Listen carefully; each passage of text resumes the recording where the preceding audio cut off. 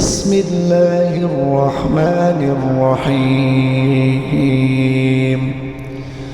قل أعوذ برب الفلق من شر ما خلق ومن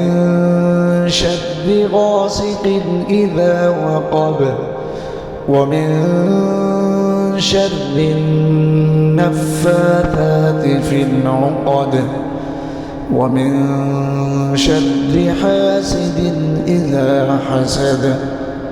بسم الله الرحمن الرحيم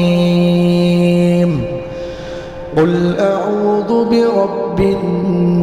الناس ملك الناس إله الناس من شر الوسواس الخناس الذي يوسوس في صدور الناس من الجنة والناس.